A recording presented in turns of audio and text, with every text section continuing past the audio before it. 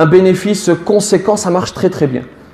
Et comme à l'accoutumée, vous avez des frères qui vont être pris par l'envie, qui vont regarder cette réussite avec un regard envieux et qui vont vouloir, comme d'habitude, ouvrir un commerce juste à côté. Et je sais qu'il y a beaucoup de personnes qui vivent avec très peu, qui sont endettées jusqu'au cou. Il y en a peut-être dans cette salle même. Vous en avez peut-être dans votre entourage, dans votre famille. Et lorsqu'ils évoquent ces questions, eh bien on trouve difficulté à répondre. Et parfois on est dans une forme de gêne pour répondre. Alors ne t'inquiète pas. Voici l'une des solutions.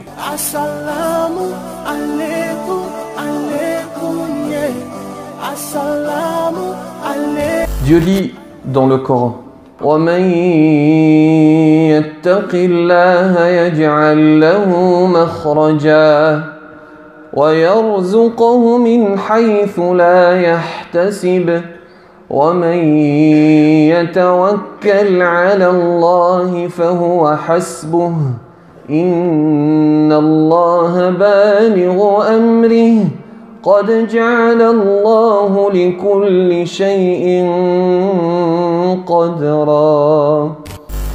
Alors j'aimerais dès à présent lever une ambiguïté qui habite l'esprit de beaucoup de coreligionnaires. La subsistance, al-rizq, ne se limite pas à l'aspect économique, ne se limite pas à l'argent. La subsistance, c'est également le bonheur. La subsistance, c'est également l'amour au sein d'un couple, c'est également la bonne santé, c'est également la bonne compagnie et bien d'autres choses. Ensuite, si l'on souhaite se focaliser sur la subsistance d'un point de vue économique, il faut faire confiance à Dieu. Il dit dans le Coran, celui qui place sa confiance en Dieu, il lui suffit, c'est ce que l'on appelle at-tawakkul, c'est le fameux tawakkul. Et je sais qu'il y a beaucoup de personnes qui vivent avec très peu, qui sont endettées jusqu'au cou. Il y en a peut-être dans cette salle même. Vous en avez peut-être dans votre entourage, dans votre famille. Et lorsqu'ils évoquent ces questions, eh bien on trouve difficulté à répondre. Et parfois on est dans une forme de gêne pour répondre. Alors ne t'inquiète pas. Voici l'une des solutions. Alors oui, c'est de l'ordre de la foi et de la croyance. Ce n'est pas quelque chose que tout de suite tu peux toucher. C'est de l'ordre de la croyance. Celui qui fait confiance à Dieu, il ne l'abandonnera jamais. Et tes enfants ne mourront jamais de faim si tu fais confiance à Dieu. Parce que celui qui fixe leur subsistance, c'est celui qui a accordé la subsistance à des milliards, voire à des billiards d'êtres humains qui ont jalonné les siècles. C'est lui qui a fixé leur subsistance. Tu peux être dans une mauvaise passe, mais c'est ponctuel. Et ce caractère ponctuel, il s'allonge ou non selon la destinée de chacun. Et ce n'est pas parce que ce caractère ponctuel s'allonge que Dieu ne t'aime pas, que Dieu t'a abandonné. Cela veut peut-être dire, ce peut être une punition, mais cela veut peut-être dire que Dieu veut t'éprouver, voir comment tu vas réagir, parce qu'il accorde, subhanahu wa ta'ala, dans sa grande sagesse, il accorde la richesse à un être humain, le rendant ainsi riche pour voir son comportement, pour voir ce qu'il va faire de cet argent. Et il peut ne rien t'accorder ou t'accorder très peu, faisant de toi pauvre pour voir ton comportement. Est-ce que tu vas abandonner Dieu parce qu'il t'a donné peu? Est-ce que tu vas penser que Dieu m'a délaissé, alors je délaisse Dieu?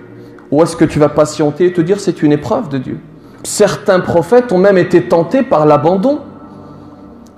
حتى إذا استيأس الرسل وظنوا أنهم قد كذبوا جاءهم نصرنا فنجي من نشاء. C'est la même chose pour le commerçant, la subsistance du commerçant. Si tu as confiance, si ton tawakkul est authentique, si ta confiance en Dieu est authentique, ton cœur sera apaisé et tu ne te soucieras pas de la concurrence. Je vais vous donner un exemple qu'a donné un frère qui s'appelle Ali Habibi, un thérapeute que j'ai côtoyé il y a quelque temps lors d'un voyage. Il donne un exemple que je trouve bon. Il dit ceci: imaginons, je suis un commerçant, j'ouvre une boucherie. J'ouvre une boucherie et ça marche très bien. Comme l'on dit, ça cartonne. Beaucoup de clients, un bénéfice conséquent, ça marche très très bien. Et comme à l'accoutumée, vous avez des frères qui vont être pris par l'envie, qui vont regarder cette réussite avec un regard envieux et qui vont vouloir, comme d'habitude, ouvrir un commerce juste à côté. Alors si tu ouvres cette boucherie à proximité et que ton intention n'est pas de détruire l'autre, pas de problème. Mais le plus souvent, malheureusement, c'est pour détruire l'autre. Moi qui ai cette boucherie qui cartonne, si j'ai un tawakkul authentique, si je fais réellement confiance à Dieu, ce n'est pas un problème. Il peut y avoir dans la même rue 10 boucheries, ce n'est pas un problème. Parce que certains, en voyant l'ouverture de cette boucherie, vont dire « Oui, mais mes clients vont aller plutôt vers lui, vont m'abandonner. » Tu sais ce que tu es en train de faire en disant cela? Tu es exactement en train de penser et de formuler le fait que la subsistance est entre les mains des clients alors qu'elle est entre les mains du créateur du client. Alors, je vais tout de même rappeler une évidence. Il faut se mobiliser, faire ce que l'on appelle les causes. Travailler, bien sûr, avoir confiance en Dieu et se mobiliser, faire les causes. Lorsque je passe un examen, je fais confiance à Dieu, mais je révise pour mon examen. Parce que ce n'est pas cette confiance en Dieu qui va remplir ta copie. Les deux sont des conditions sine qua non. Je fais confiance à Dieu et je révise mon examen. De la même manière, je sors le matin pour aller travailler, je place ma confiance en Dieu, mais je me mobilise corps et âme pour travailler comme il faut.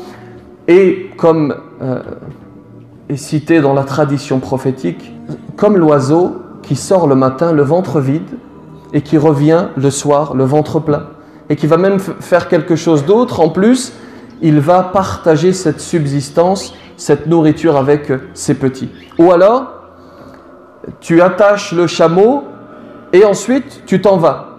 C'est également une tradition prophétique et je la cite à dessein, je la cite sciemment parce que certains ont tendance, dès qu'on parle de chameau ou qu'on parle de bédouin, à les mépriser alors que le bédouin est parfois bien plus intelligent et bien plus digne que certains intellectuels, certains réformateurs, certains sociologues. Chers musulmans, il y a deux comportements possibles. Soit tu acceptes la destinée de Dieu, soit tu acceptes ce que Dieu t'a prescrit. Tu te mobilises corps et âme, tu es ambitieux, tu vises les postes les plus hauts et en même temps, tu acceptes ce que Dieu t'a prescrit. Soit tu refuses ce que Dieu t'a prescrit et tu cherches à tout prix à acquérir les biens de ce bas monde. Je vais vous donner un exemple pour clôturer ce prêche. La subsistance est semblable à une khobza, est semblable à une faluche. Vous savez, ce pain rond. Si tu acceptes ce que Dieu t'a destiné, tu vas consommer cette khobza, tu vas consommer ce pain rond, cette faluche, confortablement installé, tranquillement. Tu vas prendre ce pain et tu vas le consommer. Par contre, si tu n'acceptes pas ce que Dieu t'a destiné, tu sais ce qui va se passer? Cette khobza va tomber, elle va se mettre à rouler. Et toi, tu vas la poursuivre et la poursuivre encore jusqu'à l'attraper et te rendre compte que la khobza est exactement la même, qu'elle n'a absolument pas changé. Tu aurais pu t'asseoir confortablement et la consommer. Assalamu alaikum, alaikum, yeah.